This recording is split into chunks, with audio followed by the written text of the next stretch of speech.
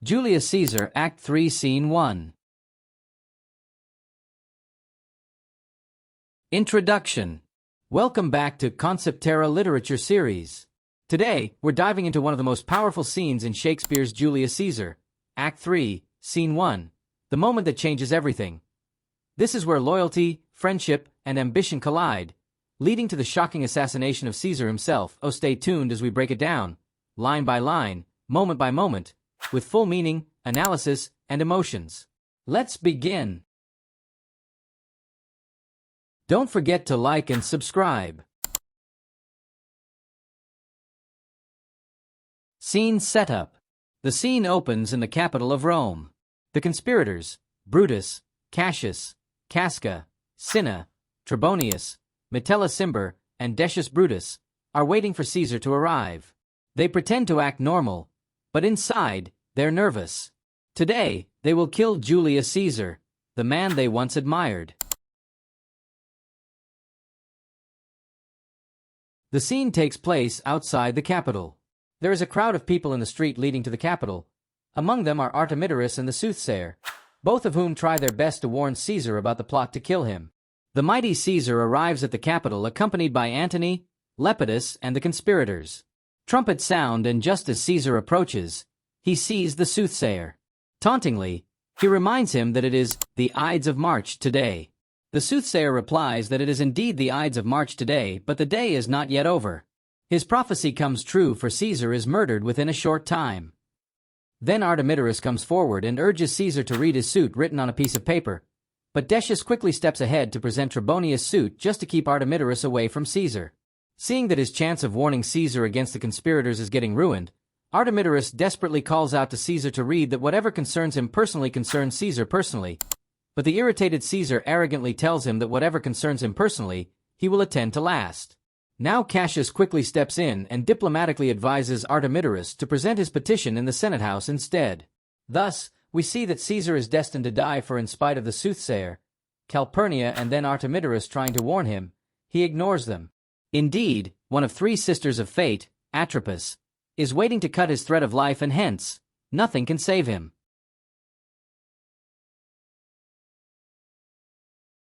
Caesar leaves without reading the paper.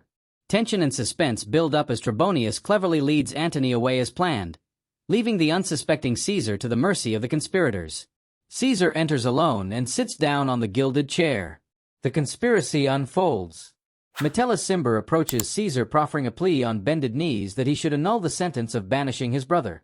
Caesar shows his disgust and in a determined manner refuses to alter his decision, declaring that Publius had been banished for valid reasons and that he, Caesar, is constant as the northern star. The other conspirators thronging around add their voices to his appeal and move closer to Caesar. When Caesar rejects his plea, Cimber rips the toga from Caesar's shoulders, and Casca, who has been circling behind, strikes his first dagger blow at the back of Caesar's neck. Others follow suit, and each of the conspirators begins to stab Caesar, and it is when Brutus delivers the blow of the sword, which is the last one, Caesar does not resist anymore. Crying, "Et tu, Brute," then falls Caesar. He falls at the foot of his great enemy Pompey's statue and dies. There is utter chaos and confusion, and the citizens run about the streets crying out, while Cinna tells them to shout, "Liberty! Freedom! Tyranny is dead!" Brutus tries to reassure and address the senators, but they are too terrified to hear him.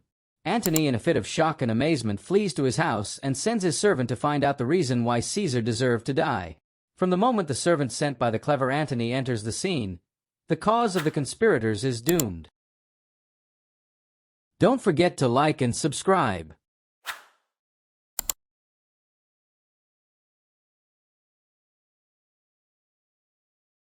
Brutus vouches for Antony's safety.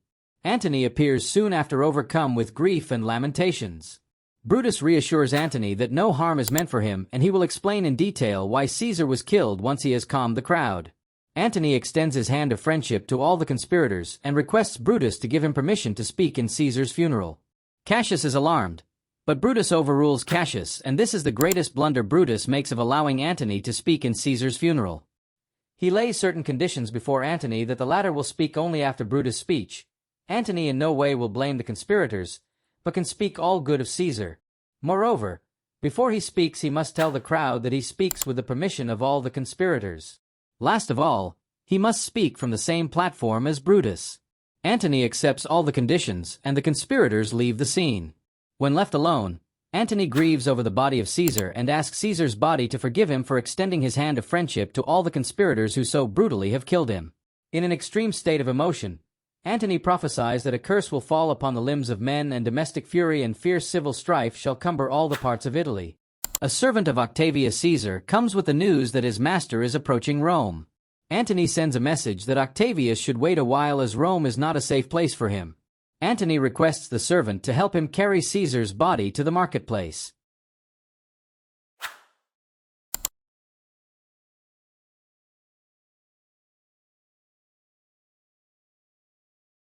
Significance of the scene. Known as the assassination scene, Act 3 Scene 1 is the most important and action-filled one.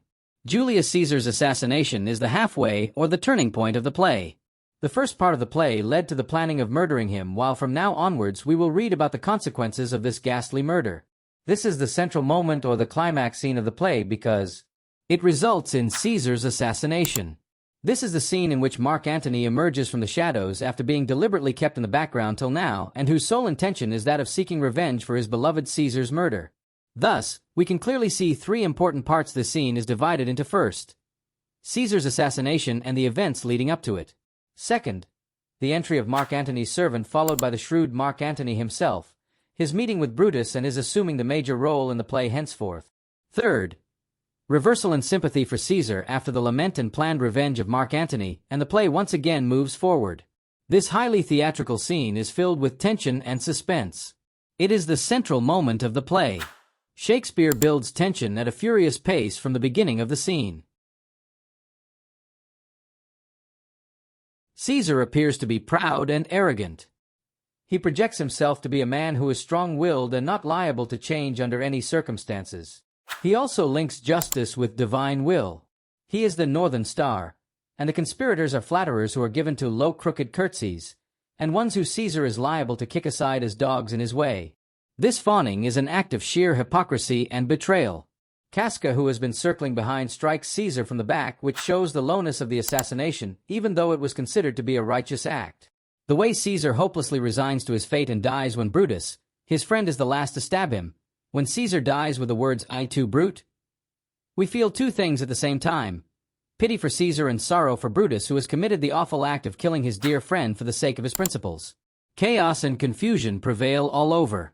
The conspirators seem to have imagined that once they had killed Caesar, they would be hailed as liberators by the Senate and people. They try to calm the mob who run about in panic on the streets. The conspirators are full of suggestions, but they do not seem to have a plan of action. The conspirators wash their hands in Caesar's blood because Brutus prompts them to do so. This rather grotesque ritual is carried out to portray the conspirators as perjurers instead of murderers. The modern audience may believe this to be a silly act, but primitive Roman citizens would have been adequately moved on seeing such a scene. Shakespeare added this ritual because the Elizabethan audience was very pleased with blood on stage. Don't forget to like and subscribe. The arrival of Antony changes the movement and direction of the action. Antony sends his servant to be assured of his safety. The servant speaking with servile flattery is very significant, as Antony knows that if men could kill Caesar, they are unpredictable and his safety is in question. He knows that Brutus' extraordinary pride can be won over by flattery. Antony enters immediately, and he carefully dupes the conspirators into believing that he is a simpleton who is not in favor of opposing them. This is the turning point of the play. The ball is now in Antony's court. Antony plays on Brutus' emotions and impresses Brutus by ignoring Brutus' love for honor and integrity. Antony praises Caesar and grieves over his body openly. This arouses in Brutus a feeling of emotion as being honorable. He is impressed by the loyalty displayed by Antony towards his beloved friend in front of the conspirators who relentlessly had killed his dear friend. Antony offers himself as a victim to be killed and placed by the side of the body of his friend and ruler. The only person who is least impressed is Cassius. He is suspicious of Antony, and his instinct warns him that Antony is a shrewd manipulator. He does not extend any hand of friendship towards Antony, and only offers him the political power and material wealth arising out of Caesar's death. After winning Brutus' support, Antony enlarges his role a little bit by winning the favor of the assassins. He seeks Brutus' permission to speak at Caesar's funeral, which is his main intention, and even though Cassius voices his apprehensions, Brutus again ignores Cassius' warnings. As later events reveal, these two actions of Antony play a significant role in bringing about the doom of the conspirators. Antony's violent outburst when he is left alone is a fair indication of the kind of turmoil that is to come from him. He addresses the conspirators as butchers, though he had called them gentlemen. Antony conjures Caesar's spirit to rage for revenge. Antony's invocation of Caesar's spirit tells us of the presence of two Caesars, being the mortal body of Caesar, which the conspirators have destroyed, and his spirit, which will haunt the rest of the play. Antony predicts domestic fury and fierce civil strife, because Caesar's spirit will pervade through Rome. Thus begins Antony's planned revenge.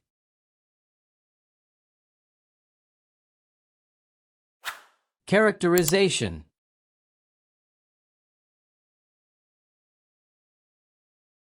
Caesar in history was a polished, dignified, and a thorough gentleman. Shakespeare presents Caesar to be proud, arrogant, and a dictator. Shakespeare plays down Caesar's role in order to show that his murder was justified. It is through Mark Antony that the true account of Caesar comes to light. Mark Antony, who is here with the sole purpose of avenging Caesar's murder, is a person of great insight and one who can assess the drawbacks of the conspirators, especially that of Brutus. He plays along with his self-confidence and honorable intentions through flattery and humility. He does not hide his loyalty and grief for Caesar, an aspect which greatly impresses the honorable Brutus. Thus, by slowly inching his way forward, he completely wins over Brutus, so much so that Brutus even overrules Cassius' misgivings regarding Antony. And now, Mark Antony is all set to let mischief thou art afoot.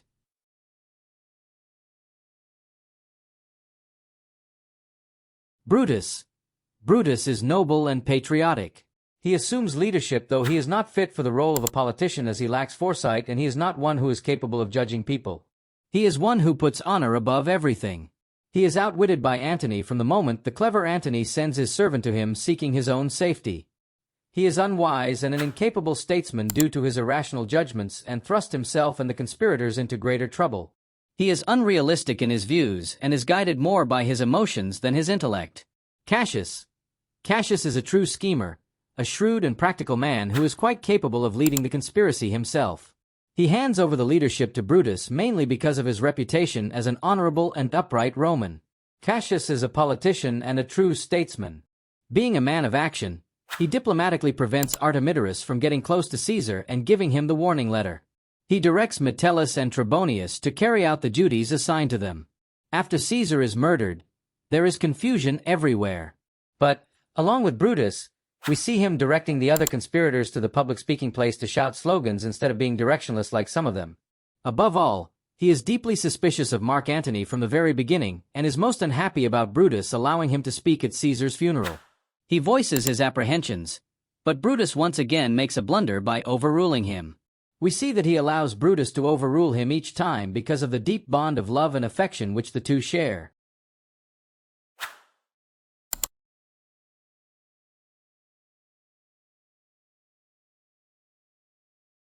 Most importantly, we see that Cassius' reason for killing Caesar is purely personal, based on sheer jealousy and hatred, but he has to give it a political coloring in order to make the assassination fair and just in the eyes of the common man. Thanks for watching.